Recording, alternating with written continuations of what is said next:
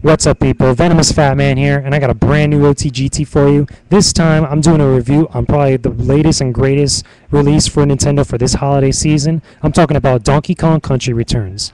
Now, this is a real big throwback to the old school style of Donkey Kong Country. Pretty much is the 2D platforming that was awesome on the Super Nintendo. You guys remember this? You know, probably played all the Donkey Kong Country games. There was about 3 of them, and then the series took a whole, U-turn and barrel rolls and all kinds of stuff.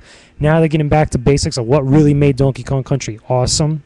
I have to say, I was really pleased with this. It totally blew me out the water when I actually got a chance to actually play it.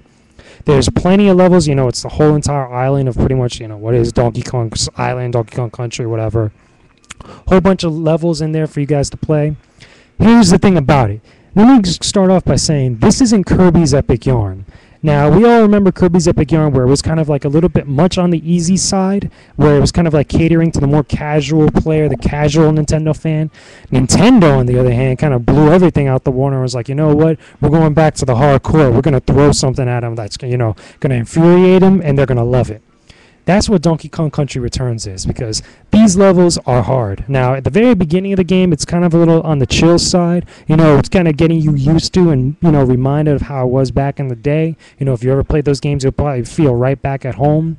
Then when you get towards, I believe, we're either section 4 or 3, and then beyond that is where things really start to kind of pick up and start to beat the crap out of you, for lack of a better expression. Especially the minecart levels, or the levels where you're riding on a rocket. These are probably some of the most unforgiving sections in that game. And it's not meant to be where it's unforgiving in a sense where the difficulty is so high that it's like higher in difficulty than, like, let's say Battletoads. But it's purposely made to give you a challenge. This is the old school style of challenging platformers, which a lot of hardcore Nintendo fans have been asking for from Nintendo for like years already. They really wanted that hardcore game for them to actually go back and play something, and really give some love over to the Nintendo Wii. And I believe, honestly, this is the game that really kind of like gets that right. And it's really cool because it's just in time for the holiday season. A lot of people were thinking of getting some good games, especially if you haven't gotten a game in a while for your Nintendo. For your Nintendo Wii? This is probably a game that you guys should pick up. If you haven't already picked up Kirby's Epic Yarn, that's another one. But if you want that, if you have, someone that really wants that challenge in their platformer, this is the game to go. So anyway, there's tons of stuff to collect in this game. You have the classic Kong letters that you could collect throughout pretty much any of the entire levels. It's a whole bunch of Kong letters to collect. There's also these puzzle pieces that you find throughout. It's kind of like, I guess, a little nod to maybe like Banjo-Kazooie or something. Because you guys didn't know, Rare was the original people that made the first Donkey Kong Country. So, Rare had this thing. They did Donkey Kong Country, and they also made Banjo-Kazooie, which, in case you guys don't know, was revolved around a lot of puzzle piece collecting and stuff. So kind of reminded me of that, at least knowing that knowledge and stuff. I don't think it has anything pretty much valid to do with it, but, it just reminded me, kind of like put that little light bulb in my head.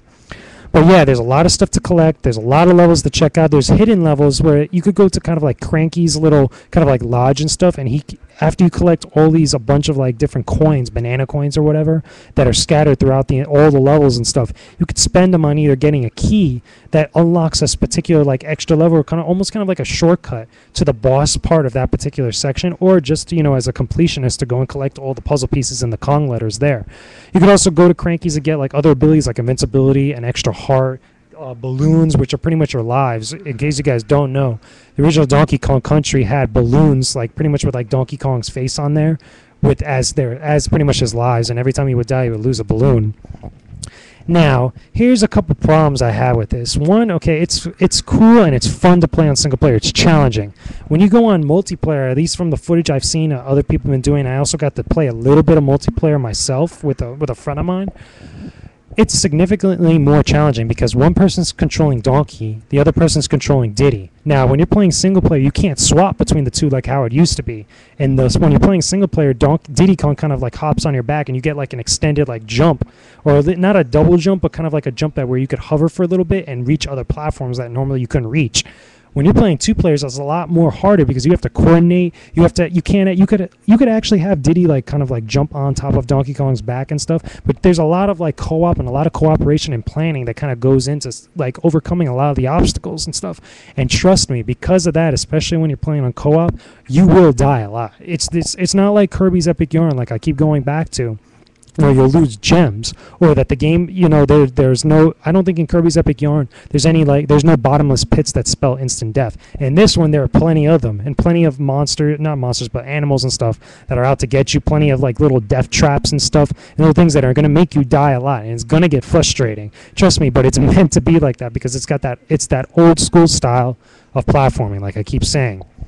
Now, besides that, one thing I didn't like, you obviously couldn't swap between the two, okay? Because like it used to be, every now and then I'll swap between them, Donkey and Diddy, in some of the older Donkey Kong Country. This one, it should be there. It should give me that option too. I just thought.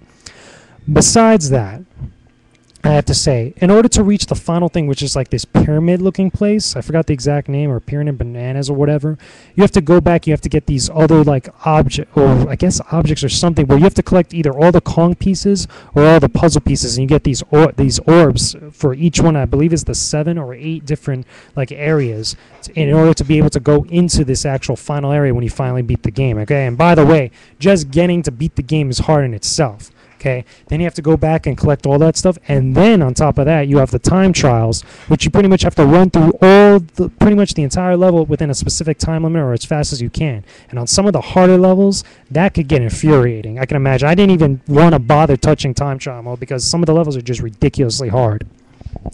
So anyway, bottom line, you're going to get bang for your buck, especially if you like this style of gameplay. If you've been yearning for pretty much a really hardcore Nintendo title, especially one that's a lot more unforgiving than most of the other Nintendo titles that have been coming up, something that's not really casual oriented, that's a little bit harder than, let's say, maybe New Super Mario Brothers, because I believe this one's probably a lot harder than New Super Mario Brothers, definitely harder than Kirby's Epic Yarn. This is the game for you. This is a game to get someone, for the holiday season that really wants that hardcore Nintendo game, that really wants some challenge, and is also probably a completionist. I really recommend it. I had a fun time playing it because I enjoyed some of the older Donkey Kong games.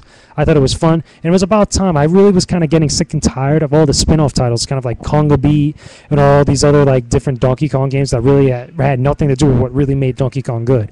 Now, I probably would have never had a problem if they went back to like maybe Donkey Kong 64 style of stuff, which I'm pretty sure a lot of people would have wanted to see. But I'm good with this one. I like this one. This game is really good, and I really do recommend it for anybody that owns a Wii to pick up this game, okay? So anyway, that's just my thoughts. Leave your comments and video responses, guys. I don't mind. Just keep it civil. Let me know what you think of this game. If you guys had a fun time, put some of your most infuriating moments on any of the levels that you played on this, because trust me, that minecart level, or at least a couple of the minecart levels, I should say, when they're hurling bombs at you, when you're trying to like do all these different jumps, you got to worry about hitting the little the little stone, little kind of like little pieces like sticking out from the ceiling and stuff.